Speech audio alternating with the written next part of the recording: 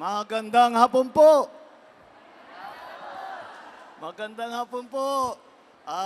Nandito po kami lahat upang pagmasdan at tignan itong aming pag-distribute ng 20 piso kada kilo na bigas na dito sa kadiwa namin. At tinitignan natin na lahat ng mga qualified na dapat makatanggap ng 20 pesos per kilo ay nabibigyan ng kaunting tulong para naman makamura ng konti sa 20 pesos.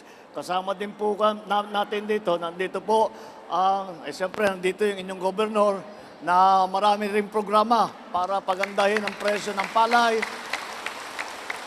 para makapag-avail doon sa subsidy ng national government para maipagbili nga ang bigas. At lahat po ng nakikita ninyo, ito po ay hindi na galing labas ito. Galing dito sa Bohol. Ito, binili sa inyo, sa mga magsasaka dito.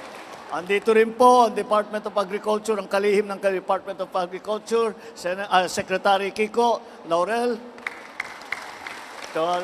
Andito rin, tumingin din kami pumunta rin po kami sa eskwela. Tinignan namin yung feeding program at saka yung mga facilities ng ating mga estudyante para naman maging maayos, at sinama po natin ang DepEd Secretary Sani Angara.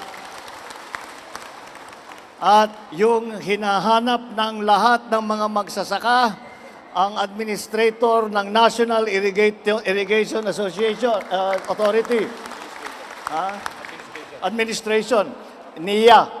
Dahil nung kausap namin ang mga magsasaka, lahat pare-pareho, hindi lamang dito sa Bohol, lahat ng mapunta namin, yun lang talaga. Dahil alam nga natin na talaga ang pinakamahalaga para sa agrikultura ay yung patubig.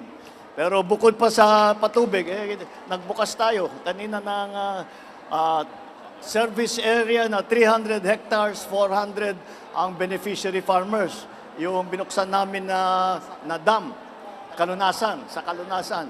At siguro, titignan po natin, saan pa natin makakapaglagay ng ganyan. Kasama na rin po dyan, hindi lang pag-iipon ng tubig para sa irigasyon, kasama na rin dyan ng flood control, kasama na rin dyan ng kung may power element, kung minsan linalagyan namin ng solar. Kaya titignan po natin at alam naman po natin na ang pinakamahalaga para sa ating mga magsasaka ay yung patubig. Pero dagdag pa ron, kung titignan nyo po sa labas, nakapagbigay tayo ng mga bangka, nakapagbigay tayo ng mga traktor, mga harvester.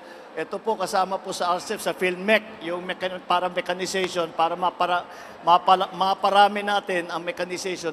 Nagbibigay kami ng mga makinarya. Yan, ganyang klase po, mga harvester, mga traktor, mga drying machine, milling machine. Yung milling machine pala ninyo sira, yung milling plant ninyo sira. So titignan po natin para maayos yung inyong para nandito, para yung kita sa pagproseso ng palay hanggang bigas ay hindi mapupunta sa ibang lugar, hindi na mapupunta sa middleman, yung trader.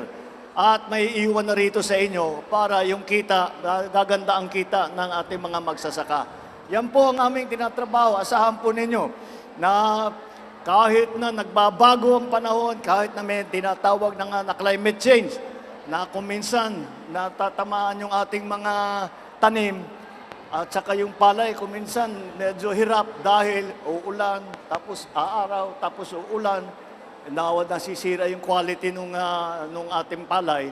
Pero pagka maganda ang patubig natin, hindi na yan magiging problema. Kaya po, yan po ang aming tinitignan at binibigyan ng pansin. Asahan po ninyo na ipapagpatuloy po natin to. Hindi lang minsan ito, tuloy-tuloy na po ito hanggang katapusan. Maraming pong salamat. Good luck po sa inyo lahat. Maraming salamat sa mainit niyong pagsalubong. Thank you po.